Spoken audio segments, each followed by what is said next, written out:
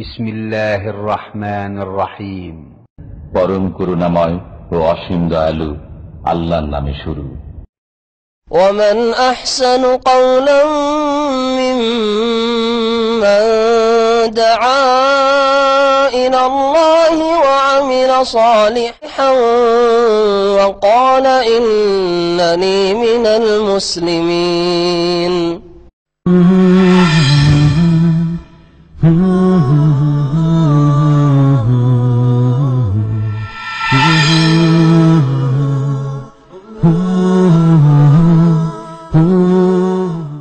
বিসমিল্লাহির রহমানির রহিম। আলহামদুলিল্লাহি রাব্বিল আলামিন ওয়াসসালাতু ওয়াসসালামু আলা সাইয়্যিদিল মুরসালিন নবিয়িনা মুহাম্মদ ওয়া আলা আলিহি ওয়া সাহবিহি আজমাইন, আম্মা বাদ। ফাকাদ ক্বালা আল মুআল্লিফ রাহিমাহুল্লাহু তাআলা ওয়া আন উকবাতা ইবনে আমির রাদিয়াল্লাহু আনহু ক্বালা ক্বালা রাসূলুল্লাহ সাল্লাল্লাহু আলাইহি ওয়াসাল্লাম ইন্না আহাক্কাশ শুরুতি আন ইউফা ওয়া আন ইউআফফা বিহি মাস্তাহলালতুম বিহিল ফুরুজ, মুত্তাফাকুন আলাইহি। আল্লাহ পাকের সমস্ত প্রশংসা, সালাত এবং সালাম নাযিল হোক নবী মুহাম্মদ রাসূলুল্লাহ সাল্লাল্লাহু আলাইহি ওয়াসাল্লামের উপর। আমাদের বিবাহ পর্ব বুলুগুল মারাম থেকে চলে আসছে, আর অল্প কিছু হাদিস বাকি আছে। ইনশাআল্লাহ তাআলা 2-3 সপ্তাহে আমরা শেষ করার চেষ্টা করব। উকবা বিন আমির রাদিয়াল্লাহু তাআলা আনহু থেকে বর্ণিত, তিনি বলছেন যে রাসূলুল্লাহ সাল্লাল্লাহু আলাইহি ওয়াসাল্লাম বলেন, ইন্না আহাক্কাশ শুরুতে আন ইউআফফা বিহি, নিঃসন্দেহে শর্ত সমূহের মধ্যে সবচেয়ে বেশি যেই শর্ত পুরা করা অধিক হক রাখে, শর্ত সমূহের যেই শর্ত সবচেয়ে বেশি পুরা করার কি রাখে, হক রাখে, অধিকার রাখে, মানে যেই শর্ত পুরা করা উচিত বা আবশ্যক। অনেক শর্তই রয়েছে, কিন্তু তার মধ্যে সবচেয়ে গুরুত্বপূর্ণ শর্ত হচ্ছে মাস্তাহলালতুম বিহিল ফুরুজা, ওই শর্ত যেই শর্তের মাধ্যমে তোমরা লজ্জাস্থানকে হালাল মনে করে থাকো, বা লজ্জাস্থানকে হালাল করে থাকো। ইস্তেহলাল মানে হালাল মনে করা। মুত্তাফাকুন আলাইহি, বুখারী মুসলিমের হাদিস। তো কিসের মাধ্যমে লজ্জাস্থান হালাল হয়? পুরুষের অথবা নারীর বিবাহের মাধ্যমে। সহজ কথা বুঝেন না? আপনার জন্য আপনার বিবি কিসের মাধ্যমে জায়েজ হয়েছে? বিবাহের মাধ্যমে। আর আপনি আপনার স্ত্রীর জন্য কিভাবে জায়েজ হয়েছেন যে আপনার সাথে নির্জনে থাকছে, আপনার ঘরে থাকছে? আপনি তো অপর মানুষ ছিলেন কবুলের আগে, তাই না? তো এটা হচ্ছে বিবাহ, নিকাহ, বিবাহ বন্ধন। তো বিবাহ সম্পর্কীয় শর্ত যতগুলি শর্ত হইতে পারে, ব্যবসা বাণিজ্য, লেনদেন, বিদেশ দেশ, হ্যাঁ, সমস্ত শর্তের মধ্যে সবচেয়ে বেশি যেই শর্ত গুরুত্বপূর্ণ পুরা করার ক্ষেত্রে, তা হচ্ছে যেই শর্তের মাধ্যমে বা যেই কাজের মাধ্যমে তোমরা লজ্জাস্থানকে হালাল করে থাকো, অর্থাৎ বিবাহ। বিবাহের শর্ত পুরা করা অধিক হক রাখে। হাদিস বুখারী মুসলিমের। এই শর্ত বলতে বৈধ শর্ত উদ্দেশ্য করা হয়েছে, কারণ অনেক শর্ত আছে নাজায়েজ শর্ত, অনেক শর্ত আছে নাজায়েজ শর্ত। তাহলে যে কোনো জায়েজ শর্ত পুরুষও লাগাতে পারে স্ত্রীর সাথে, যে এই শর্তগুলি আছে, আমি বিয়ে করব আপনার মেয়েকে, কিন্তু এই শর্তগুলি আছে, জায়েজ শর্ত আপনিও লাগাতে পারেন। ওই রকমই আপনার স্ত্রীও শর্ত লাগাতে পারে, বা ওই মেয়ের বাবাও শর্ত লাগাতে পারে, আমার মেয়ের বিয়ে দেব। অথবা মহিলা বলছে আমি বিবাহ বসবো, কারো মাধ্যম দিয়ে হোক অথবা সরাসরি হোক, আমি বিবাহ বসবো, কিন্তু এই এই শর্তগুলি আছে, সেই শর্তগুলি কমের পক্ষে কি হইতে হবে? জায়েজ হইতে হবে। নাজায়েজ যদি শর্ত হয় তাহলে সেই শর্তের কোনো মূল্য নেই।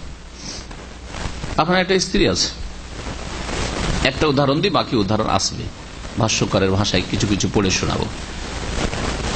স্ত্রী আছে, আর একটা বিয়ে করতে চাইছে, ও বিয়ে করতে প্রস্তুত মহিলা, বা ওই মেয়ের বাবা বিয়ে দিতে প্রস্তুত, কিন্তু বলছে একটা শর্ত আছে। কি শর্ত? যে আগেরটাকে তালাক দিতে হবে। পুরা করা যাবে না, কোনো মূল্য নেই শর্তের, হারাম এই শর্ত পুরা করা। কিন্তু যদি শর্ত লাগাই যে ঠিক আছে বিয়ে দেবো, হ্যাঁ, সতীনের উপর আমার মেয়ে দেবো, বা ও বলছে ঠিক আছে আমি সতীনের উপর আমি থাকবো বা বিয়ে করব, কিন্তু শর্ত হচ্ছে যে একই বাড়িতে রাখা চলবে না, আলাদা আমাকে বাড়ি দিতে হবে। হ্যাঁ, আপনি একই বাড়িতে একই উঠানে রাখবেন না, এটা মানবো না, আমাকে আলাদা বাড়ি দিতে হবে। জায়েজ না জায়েজ নয়? জায়েজ। কারণ সে কলহ থেকে বাঁচতে চায়, হ্যাঁ, হিংসা বিদ্বেষ থেকে বাঁচতে চায়, ঝগড়া থেকে বাঁচতে চায়, তারপর অধিকার আছে তার আলাদা বাড়ি চাওয়ার। জি, জায়েজ শর্ত। আশা করি এখন এই হাদিসটাকে সহজে বুঝতে পারবেন যে নাজায়েজ শর্ত আছে আর জায়েজ শর্ত আছে। এছাড়া মুস্তাহাব শর্ত আছে, অনেক শর্ত আছে। মুস্তাহাব ভালো শর্ত, নেকি শর্ত। অনেক শর্ত ওয়াজিব শর্ত।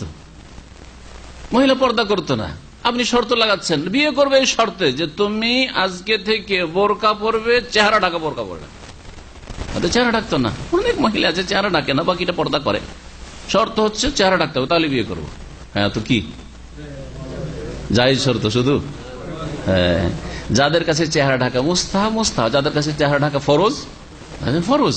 হ্যাঁ জি, ফরজ শর্ত পুরা করতে হবে। এটা শর্ত করুক আর নাই করুক, স্বামীর অধিকার আছে। শর্ত যদি নাও করে আর স্বামীর বাড়ি এসে বলে তোমাকে চেহারা ঢাকতে হবে, স্বামীর হুকুম মানতে হবে। এই কথা বলার অধিকার নাই যে নাই এরকম তো কোনো শর্ত ছিল না, তুমি যখন বিয়ে করো তখন তোমাকে বলো নাই। এই শর্তগুলি সম্পর্কে ভাষ্যকার বলছেন আশ-শুরুত আল্লাতী ইয়াজিবুল ওয়াফাউ বিহা হিয়া আশ-শুরুত আল্লাতী লা তুখালিফু কিতাবাল্লাহি ওয়া সুন্নাতা রাসূলিহি সাল্লাল্লাহু আলাইহি ওয়াসাল্লাম। যে শর্তগুলি স্বামী স্ত্রীর মাঝে পুরা করা ফরজ, শর্ত লাগিয়ে নিলে শর্ত পুরা করা ফরজ। একটা হয়তো বৈধ শর্ত ছিল, কিন্তু যখন শর্ত লাগিয়ে নিয়েছে তখন শর্ত পুরা করা ফরজ। মোহরটা হচ্ছে একটা গুরুত্বপূর্ণ শর্ত। মোহরে যদি শর্ত লাগিয়ে নেই স্বামী যে আমি বিয়ে করব কিন্তু নগদ মোহর দেব আর আমি 20,000 টাকার বেশি দেবো না, আর ওই সময় রাজি হয়ে গেছে, পরে দেখছি কাম তো খারাপ করলাম, অল্পতে রাজি হয়ে গেছি। হ্যাঁ, না না না না এটা হবে না। বিয়ের পরে বলছে না না না 1 লাখ নেব, চলবে না? চলবে না। এটাতে আপনারা খুব খুশি, কারণ আপনাদের এতে বেনিফিট, 20,000 টাকা স্ত্রী পেয়ে যাচ্ছেন। এর উল্টোটা বলি, মেয়ে পক্ষ শর্ত লাগিয়েছে 5 লাখ টাকা মোহর, আর এই ক্ষেত্রে অধিকাংশ লোক কত যে আমার কাছে প্রশ্ন আসে যে শেখ আমার কাছে 5 লাখ টাকা জবরদস্তি কাবিন নামা লিখে নিয়েছে, আমি তো দিতে পারবো না, কিন্তু তখন তোরা বিয়ে দিছিল না, সেই জন্য আমি সাইন করে দিয়েছি, আমার দেওয়া ফরজ। হ্যাঁ ফরজ, ভালো করে শুনে রাখেন। আল মুসলিমুন আলা শর্ত, এটা হচ্ছে শর্ত। ওরা শর্ত লাগিয়েছে আমি মেয়ে দিলাম, বা মেয়ে বলছে আমি বিয়ে করলাম কত লাখ টাকায়, 5 লাখ টাকা মোহরে, সেটা বাকি হোক আর নগদ হোক। নগদের শর্ত লাগালে নগদ দিতে হবে, আর যদি ধারে রাজি হয়ে থাকে ফুকাহাদের কাছে জায়েজ, যদিও সেটা সুন্নত নয়, তো ধারেও আপনাকে দুনিয়ায় আদায় করতে হবে, না হলে কিয়ামতের দিন নেকি দিয়ে আদায় করতে হবে। ভালো করে শুনে রাখেন। এটাও ঋণ করজ, যেমন আমাদের পরস্পরের ঋণ হয়ে থাকে। এটাকে এত হালকা মনে করবেন না যে বাসর রাতে তো ওর কাছে মাপ পেয়েই যাব। তো এমন শর্তগুলি পুরা করা ফরজ, যেই শর্তগুলি আল্লাহর কিতাবের খেলাফ নয় এবং রাসূলুল্লাহ সাল্লাল্লাহু আলাইহি ওয়াসাল্লামের আদর্শের খেলাফ নয়। ফাইন খালাফাতহুমা, যদি কোরআন সুন্নাহর খেলাফ শর্ত হয়, ফাতাহরুমু ওয়ালা তাসিহু, তাহলে সেই শর্তগুলি হারাম, শুদ্ধ নয়। ওয়ালিযালিকা ক্বালা সাল্লাল্লাহু, এই জন্য নবী করিম সাল্লাল্লাহু আলাইহি ওয়াসাল্লাম বলেছিলেন, বারিরার ক্ষেত্রে বারিরার মালিক ছিল একজন, আর বারিরা এক মহিলা দাসী ছিল। আয়েশা রাদিয়াল্লাহু তাআলা আনহা খরিদ করতে চাইলেন, তো যে খরিদ করে আল ওয়ালা ও লেমান আতাকা, লেমান আতাকা, ওয়ালা মানে কোন দাস বা দাসীকে স্বাধীন করে তারপরে ওই দাস দাসী যখন মারা যায় আর সেই সময় যদি ধন সম্পদ থাকে আর তার আপনজন আত্মীয় স্বজন যারা ওয়ারিসিন তারা নেই, তাহলে এই হকটা কে পাবে? আজাদকারী, যে স্বাধীন করেছে সে পাবে। এটা হচ্ছে শরীয়তের বিধান। এর বিপরীত আগের মালিক বলল যে কেউ কিনে নিতে পারে বাড়িরাকে, আমি বিক্রি করে দিব, কিন্তু ওয়ালাটা আমার থাকবে, যে কিনবে কিনবে, কিন্তু বাড়িরা যখন মারা যাবে ওর আত্মীয় স্বজন নাই, ধন সম্পদ যা কিছু থাকবে সেটা আমার, ওয়ালার হক আমার। তখন নবী করিম সাল্লাল্লাহু আলাইহি সাল্লামের কাছে মা আয়েশা জিজ্ঞেস করেছেন যে ইয়া রাসূলুল্লাহ, এই মেয়েটিকে আমি কিনতে চাইছি, কিন্তু ওর মালিক তো বাবা লিখনি, ও তো শর্ত লাগাচ্ছে যে না এই ওয়ালার হক ওর থাকবে। তখন নবী সাল্লাল্লাহু আলাইহি ওয়াসাল্লাম বলেন, তুমি ইশতারিহা, খরিদ করে নাও, আর ওর শর্ত লাগাতে কিছু হয় না, ওই শর্তের কোনো মূল্য নেই, কারণ বাতিল শর্ত, এটা শরীয়ত বিরোধী, আল্লাহর বিধান বিরোধী শর্ত। মা বালোরে, তারপর নবী সাল্লাল্লাহু আলাইহি সাল্লাম খুতবায় বক্তব্য উঠলেন আর বললেন, এই বক্তব্যটি তার ছিল, মা বালো রিজালিন, সেই সব লোকদের কি হয়ে গেছে, ইয়াশতারিতুনা শুরুতান লাইসাত ফি কিতাবিল্লাহি তাআলা, এমন এমন শর্ত লাগায় যেগুলি আল্লাহর বিধানে নেই, মানে আল্লাহ পাক ওগুলোর অনুমতি দেননি। মা কানা মিন শারতিন লাইসা ফি কিতাবিল্লাহি ফাহুয়া বাতিলুন, যে কোনো শর্ত যদি আল্লাহর কিতাবে তার বৈধতা না থাকে সেটা হচ্ছে বাতিল, সেটা হচ্ছে বাতিল। ওয়াইন কানা মিয়াতা শারত, 100টাও যদি শর্ত লাগে, বলছে আমি 100টা শর্ত লাগিয়েছি, এত লোকের সামনে সই স্বাক্ষর হয়েছে, কোনো মূল্য নেই শর্তের, যদি ইসলাম বিরোধী শর্ত হয়ে থাকে। তাহলে ইমাম শাফি রহমতুল্লাহ আলাইহি বলেছেন, আকসার ওলামা হামালুহু আলা শারতি লা ইউনাফি মুক্তাদান নিকাহ। অধিকাংশ ওলামারা এই শর্ত সম্পর্কে বলেছেন যে এমন শর্ত হইতে হবে যেটা বিবাহের দাবির পরিপন্থী না হয়। ওয়াকুনু মিন মাকাসিদিহি, বিবাহের যেটা দাবি, মানে বিবাহ কি যেন করে ভাই, তো গুনাহ থেকে বাঁচার জন্য, তাই না? দুইজনে গুনাহ থেকে বাঁচবে। বিবাহ করে নিয়ে আসলে বাড়ির কাজগুলি কে সামলাবে? মহিলা সামলাবে। আর বাইরের ভরণ পোষণের মালিক, হ্যাঁ, কার দায়িত্বে? স্বামীর। এগুলো হচ্ছে বিবাহের কি দাবি।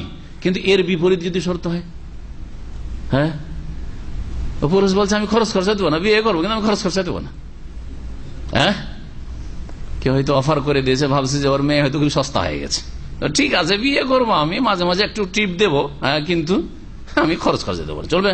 হ্যাঁ, তোমার করতে পারবো খরচ ফরজ। অথবা মহিলা যদি বলে যে আমি ঠিক আছে বিবাহ বসবে কিন্তু আমি তোমার বাড়ির সংসারের কাজ করে দেবো না, আমি চাকরি করব, আমি তোমার বাড়ির সংসারে কোনো দায় দায়িত্ব নেই, চলবে না। তো ওয়াকুনু মিন মাকাসিদিহি, আর বিবাহের যে লক্ষ্য উদ্দেশ্যগুলি রয়েছে সেগুলির অন্তর্ভুক্ত যেন হয়। ইশরাতি বিল মারুফ, যেমন সদ্ব্যবহার করা, ওয়াল ইনফাক আলাইহা, মহিলা বলে তারপরে খরচ করবে, তাকে ভরণ পোষণ দেবে। হাদা ওমিন জানিবিল মারাতি আল্লাহ তাখরুজা মিন বাইতিহি ইল্লা বিইজনিহি, আর এইরকমই শর্ত যে আমার অনুমতি ছাড়া বাড়ি থেকে বাইরে বেরোবে না। অনেক মহিলারা আছে বাজার করার জন্য বাড়ি থেকে যখন তখন বেরোয়, বেরোচ্ছে ঢুকছে, স্বামীর পরোয়াই করেন না যে কতবার দিনে বের হইলো আর কতবার ঢুকলো, হ্যাঁ, স্বামীর পরোয়াই করেন না, না চলবে না। তোমার কাজ যে তুমি যখন স্বামীর ঘরে গেছো বিনা অনুমতিতে বাড়ি থেকে বেরোবে না তুমি।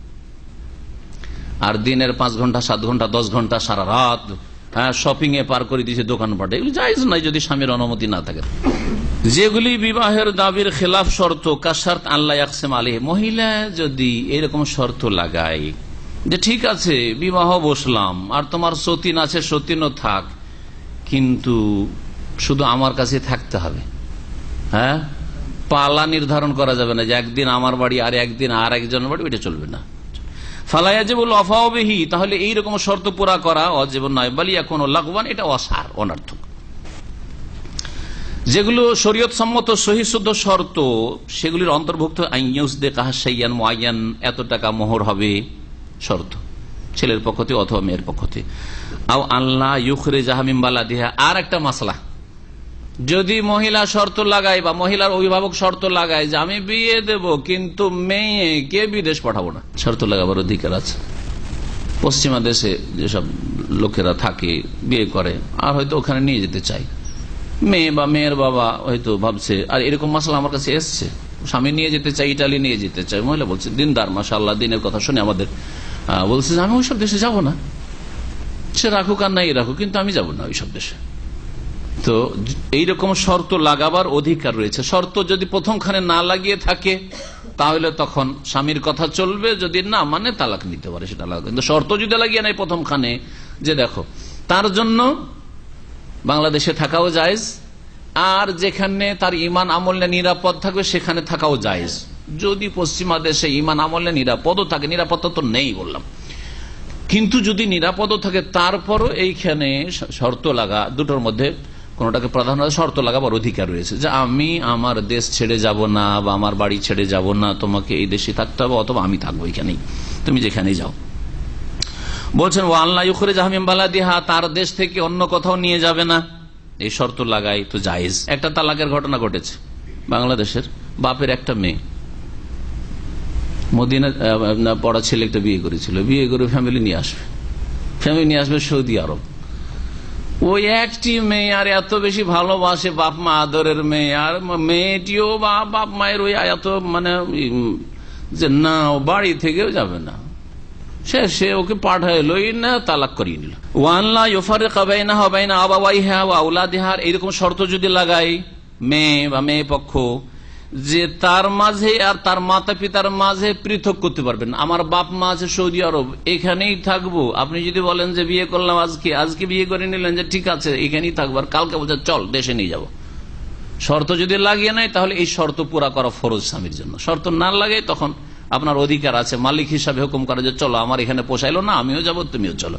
কিন্তু যদি শর্ত শুরুতে লাগিয়ে নিয়ে থাকে যে আমাকে এখান থেকে বের করতে পারবেন না, অথবা আমি আমার বাপ মায়ের বাড়িতেই থাকবো, হ্যাঁ, তাহলে এই অধিকার আছে। তাতে আপনি সই করে দিয়েছেন বা আপনি মৌখিক ওয়াদা করে দিয়েছেন যে ঠিক আছে। অনেকে ঘর জামাই করেন তো না, ঘর জামাই করে না, ঘর জামাইটাকে অনেকে খারাপ মনে করে, শরীয়তে অত খারাপ নয় যত সামাজিক ভাবে খারাপ। সামাজিকভাবে যত খারাপ এটা শরীয়তের দৃষ্টিতে খারাপ নাই। কারো যদি হয়তো ছেলে সন্তান নেই, একটা জামাইকে রাখতে চাই সংসারে, যাতে করে হাট বাজার করে দেখাশোনা করে, এমন কোন দোষের কথা নাই। কিন্তু বাঙালি সমাজে যেন একটা কাপুরুষ, হ্যাঁ, আর খুব বীর পুরুষ, নিজের বাড়িতে নিয়ে এসে বিবিকে রেখে দিয়েছে, আর 2 বছর 3 বছর 4 বছর সৌদি আরবে থাকে, গালফে থাকে বা ইউরোপে থাকে, যাই না, আর এটা বীর পুরুষ হয়ে গেছে নাকি? কোন বীর পুরুষ হলেন যে আপনি এইভাবে 2-3 বছরের জন্য ওকে একবারে বন্দি করে আপনার বাড়িতে রেখে দিয়েছেন? না, তোর বাপের বাড়ি যেতে পারবি না, তুই যদি যাস তাহলে তোকে তালাক। সব কোথায় পেলেন এগুলো? তো যদি মহিলা শর্ত লাগায় যে আল্লাহ ইউফারিকা বাইনাহা ওয়া বাইনা আবাইহা, তার এবং তার মাতা পিতার মাঝে আপনি পৃথক করতে পারবেন না, জুদা করতে পারবেন, আউলাদিহা অথবা ছেলে মেয়ের ক্ষেত্রে আপনি ছেলে মেয়েদের কিনে অন্য জায়গায় চলে যাবেন না, আমার ছেলে মেয়ে আমার সাথে থাকবে। কখনো যদি তালাকও দিয়ে দেন, শর্ত লাগে, কখনো যদি তালাকও দিয়ে দেন তাহলে ছেলে মেয়ে কেড়ে নিতে পারবেন না, শর্ত লাগিয়ে দিয়েছে আগে, তাহলে শর্ত পুরা করতে হবে। ছেলে মেয়ের নেওয়ার অধিকার নেই, বাপের অধিকার আছে ছেলে মেয়ে নিয়ে যাওয়ার, কিন্তু এখানে অধিকার নেই। ফামিসুল হাযিহি শুরুত সহিহাতুল লাযিম, এই ধরনের শর্তগুলি সহি শুদ্ধ এবং পুরা করা আবশ্যক। বাতিল শর্ত কিছু শুনেন, বলছে মিনা শুরুতিল ফাসেদা, যেগুলি নাজায়েজ শর্ত, আনতাশতারিতা আলাইহি তালাক যাররাতিহা, সতীনের তালাক তলব করা। যদি বলে যে আমি ঠিক আছে তোমার সাথে থাকবো বা তোমাকে বিয়ে করব, কিন্তু তালাক দিতে হবে, তোমার আগের স্ত্রীকে তালাক দিতে হবে। বুখারী মুসলিমের একটি হাদিসে এই বিষয়টিকে শক্তভাবে নিষেধ করা হয়েছে। আবু হুরায়রা রাদিয়াল্লাহু তাআলা আনহু থেকে বর্ণিত, বলছেন নবী করিম সাল্লাল্লাহু আলাইহি ওয়াসাল্লাম নিষেধ করেছেন, নাহা রাসূলুল্লাহ সাল্লাল্লাহু আলাইহি ওয়াসাল্লাম আন তাসআলাল মারআতু তালাকা উখতিহা, কোন মহিলা তার বোনের, মানে মুসলিম বোনের তালাক যদি কামনা করে বা তালাক চাই, যে তাকে তালাক দিয়ে দাও, এটা যদি চাই, রাসূলুল্লাহ সাল্লাল্লাহু আলাইহি ওয়াসাল্লাম এটা নিষেধ করেছেন। উদ্দেশ্য কি? এই তালাক চাওয়ার লেতাকফা মাফি এনাইহা, ও মহিলার যে পাত্রে আছে সেই পাত্রকে উল্টে দিতে চায়। পাত্রকে উল্টে দেওয়া মানে যদি পাত্র খোলা থাকার উল্টে দেন তাহলে পাত্রে যা আছে পড়ে যাবে, ঠিক না? তো এর মানে কি যে তুমি ওকে তালাক দিয়ে দাও, আর ও তোমার স্ত্রী হিসাবে ছিল, তার হকটা নষ্ট করে তাকে স্বামীহীন করে দিলাম, আর আমি তার স্ত্রী হয়ে গেলাম, তার জায়গা দখল করে নিলাম। হ্যাঁ, তার পাত্রটা উল্টে দেওয়া, এটাকে বলেছেন নবী করিম সাল্লাল্লাহু আলাইহি ওয়াসাল্লাম। সতীনের তালাক চাওয়া জায়েজ নয়, এটি হচ্ছে সহিহ শুদ্ধ মত। ইমাম ইবনে তাইমিয়া রাহমাতুল্লাহ আলাইহি এই মতটিকে পছন্দ করেছেন, আর এর বিপরীত যারা বলেছেন সেটা ভুল। ওয়াহাদা হুয়া সাহিহ বলেছেন লিআন্নাহু লা ইয়াহিল্লু আন তাশতারিত, এইরকম শর্ত লাগানোই জায়েজ নাই, হালাল নাই। ওয়ালাউ শারাতাতু, আর যদি এইরকম কোন মহিলা শর্ত লাগায় যে আমি বিয়ে করব, বা বিয়ের সময় জানাইনি, অনেকে তো ধোঁকাবাজ, অনেক পুরুষ ধোঁকাবাজ, বিয়ে করবে জানাই না যে আমার স্ত্রী আছে, বিয়ে করে নেওয়ার পরে জানতে পারলো যে তার স্ত্রী আছে, হ্যাঁ, তখন আর থাকবে না, তখন বলছে আমার তাহলে শর্ত আছে, থাকবো কিন্তু শর্ত আছে কি, যে তোমার স্ত্রীকে তালাক দাও। এটা ধোঁকা দেওয়া, কোন মেয়েকে জানতে দিলেন না আর বিয়ে করে ফেললেন, হ্যাঁ, আর তারপরে প্রকাশ পেল অথবা তারপরে জানালেন যে আমার একটা স্ত্রী আছে, ছেলে মেয়ে আছে, তাহলে কঠোর শাস্তি আপনার জন্য। আপনি নবীর দলের লোক না, আপনি ধোঁকাবাজ, প্রতারক। মান গাশশানা ফালাইসা মিন্না। ডাল চালের ক্ষেত্রে যদি একটু ধোঁকা দেয়, হ্যাঁ, একটু ভিজিয়ে যদি একটু ভারী করে, একটু যদি আপনার শাকসবজি বিক্রি করতে গিয়ে 50-100টা ফলমূলটা নিচে, 50-100টা আর যদি ভালোটা একটু ওপরে রাখে, এই ক্ষেত্রে যদি নবী করিম সাল্লাল্লাহু আলাইহি ওয়াসাল্লাম বলেন মান গাশশানা ফালাইসা মিন্না, যারা আমাদেরকে ধোঁকা দেয়, মানে মুসলিমদেরকে প্রতারিত করে ধোঁকা দেয়, তারা আমাদের দলের লোক না, তারা আমার উম্মতের শামিল না। উম্মতের লোক যেমন হওয়া উচিত তেমন না। উম্মত থেকে পুরোপুরি বেরিয়ে এই হাদিসের অর্থ কাফের নয়, কিন্তু অবশ্যই ফাসেক, গুনাহগার, ধোঁকাবাজ এবং ধোঁকা দেওয়া কাবিরা গুনাহ, ধোঁকা দেওয়া কাবিরা গুনাহ, সাগীরা গুনাহ নয়। তাহলে এইরকম যদি শর্ত লাগাই কেউ যে তালাক দিতে হবে, ফালাউ শারাতাতু ফাহুয়া লাগিন, তাহলে এই শর্ত হচ্ছে ফালতু শর্ত, হ্যাঁ, অসার শর্ত, এই শর্ত পুরা করা চলবে না। কুল্লু শারতিন লাইসা ফি কিতাবিল্লাহ ফাহুয়া বাতিল, যে হাদিসটি সূরা সহিহ বুখারী। ইমাম খাত্তাবী রহমতুল্লাহ আলাই তার আবু দাউদের সর্বপ্রথম ভাষ্য রয়েছে মাআলিমুস সুনান, সংক্ষেপে ভাষ্য সারা রয়েছে কিন্তু খুব গুরুত্বপূর্ণ, কারণ প্রথম হাদিসের আবু দাউদের সারা তিনি লিখেছেন। তিনি বলছেন আশ-শুরুতু ফিন নিকাহ আনওয়া, বিবাহের ক্ষেত্রে কয়েক রকমের শর্ত রয়েছে। বাযুহা ইয়াজিবুল ওয়াফাউ বিহি, কিছু কিছু শর্ত রয়েছে যেগুলি পুরা করা ফরজ। ওয়া হুয়া মা আমারা আল্লাহু তাআলা বিহি মিন ইমসাকিন বিমারুফিন আও তাসরিহিন বিইহসান। বিবাহের ক্ষেত্রে কিছু শর্ত আছে পুরা করা ফরজ। কোন শর্ত পুরা করা ফরজ? যেই শর্তের হুকুম আল্লাহ করেছেন বা তার রাসূল সাল্লাল্লাহু আলাইহি ওয়াসাল্লাম করেছেন। আল্লাহ কি বলেছেন? যে স্ত্রীকে রাখলেও কেমন ভাবে রাখবে? আত-তালাকু মাররাতানি ফাইমসাকুন বিমারুফিন, যদি রাখতে হয় তো সৎ ব্যবহারের সাথে রাখবে আর গাল দেবে, মানসিক কষ্ট দেবে, আর যখন তখন তাকে কষ্ট দিবে, যে শারীরিক মানসিক ইত্যাদি না না না, ভালো আচরণের সাথে রাখলে। এমন কি অনেকে জিজ্ঞেস করেন যে আমার স্ত্রীর চরিত্র খারাপ কিন্তু তারপরে ফিরে আসতে চাইছে, তার দ্বারা এরকম কুকাজ হয়ে গেছে, ফিরে আসতে চাইছে, আবার রাখতেও চাইছে। তাদেরকে ভালো করে বলছি যে যদি খালেস অন্তর থেকে তওবা করে, প্রথম শর্ত খালেস অন্তর থেকে তওবা করতে হবে, না হলে কোন মুমিন ভালো মানুষের জন্য জেনাকারিনী অসতী জায়েজ নাই। আল্লাহ সূরা নূরে নিষেধ করেছেন আয-যানি লা ইয়ানকিহু ইল্লা যানিয়াতান আও মুশরিকাতান ওয়াজ-যানিয়াতু লা ইয়ানকিহুহা ইল্লা যানিন আও মুশরিক ওয়া হুররিমা যালিকা আলাল মুমিনিন। মুমিন ব্যক্তির জন্য জেনাকারী বা মুশরিককে বিয়ে করে রাখা জায়েজ নয়। সুতরাং যদি এইরকমই অবস্থা হয় যে বড় পাপে লিপ্ত হয়েছে, যতক্ষণ তওবা না করছে রাখাই জায়েজ নয়, আসল হচ্ছে তালাক। আর যদি রাখতেই হয়, খুব মায়া লাগছে আপনাকে, আর আপনি দেখছেন যে হয়তো ছেলে মেয়ে আছে, আমার রাখলেই ফায়দা রয়েছে, তাহলে প্রথম শর্ত হচ্ছে যে খালেস অন্তরে তওবা হইতে হবে। তওবার লক্ষণগুলি তার জীবনে প্রতিফলিত হইতে হবে যে না আর খারাপ নজর কোনো দিকে যায় না, আর কোন রকমের কারোর সাথে টেলিফোন যোগাযোগ রাখে না। টেলিফোনও দিয়ে রেখেছেন, ইন্টারনেটও দিয়ে রেখেছেন, আবার বলছেন তওবাও করেছে, এমন কথা হইল। যোগাযোগের সব ব্যবস্থা দিয়ে রেখেছে না, এরকম যেন না হয়। তওবা করলো, তওবা করার পরে তারপরে যদি রাখতে চান তো আর এক শর্ত কি? ইমসাকুন বিমারুফ, রাখলে ভালো আচরণের সাথে রাখতে হবে। রাখলেন কিন্তু সকাল বিকেল, এই তোর চরিত্র খারাপ, হ্যাঁ তুই খান কি, তুই এই সেই খারাপ খারাপ মেলা গাল আছে ওদের, এইসব গাল সকাল বিকাল দিতেই আছেন আর রাখছেন। বলছে ছেলে মেয়ের স্বার্থে রেখেছি, না হলে তোর মতো চরিত্রহীনকে রাখি। হয়তো লাঠির মার দেন না, কিন্তু কথার মার এমন দিচ্ছেন যে ওর জন্য আপনার বাড়িটা জাহান্নাম হয়ে গেছে। রাখা জায়েজ নয়, রাখা জায়েজ নয়। আও তাসরিহুন বিইহসান, আর না হইলে বিদায় করে দাও, তাসরিহ ছেড়ে দাও, বিইহসানিন সৎ ব্যবহারের সাথে। অনেকে ছাড়ার সময় লাত জুতা মারে, যে ছাড়বো তখন ভালো করে একটু গরম করেই ছাড়ি, না, হারাম আপনার জন্য। আল্লাহ বলছেন ভালোভাবে ছাড়ো আর ভালোভাবে রাখো। কোরআনের এই আয়াত আমল কয়টা লোক করেন? আল্লাহ শুধু তাই না, এই যে ভালোভাবে ছাড়ার কথা না, অন্য জায়গায় বলে অমাত্য হন না, হ্যাঁ তাদেরকে কিছু দিয়ে দাও, উপঢৌকন দিয়ে দাও, মাল সামান কিছু দিয়ে দাও। তালাক দেওয়ার সময় যদি তাকে ভালো ভালো শাড়ি কিছু দিয়ে দেন, একটা গয়না দিয়ে দেন, বেশ কিছু গিফট দিয়ে দেন, 10-20 হাজার টাকা 50 হাজার টাকা দিয়ে দিলেন আপনি, কোন শর্ত নেই, কত খুশি হবে। যদি আপনার দুশ্মন যে এর ঘর থেকে আমাকে বিদায় হইতে হলো, বিদায় করলো আমাকে, তারপরেও আপনার ইহসানের কথা বলতে পারবে না, ঠিক কিনা? তো বড় হিকমত রয়েছে আল্লাহ পাক রব্বুল আলামিন।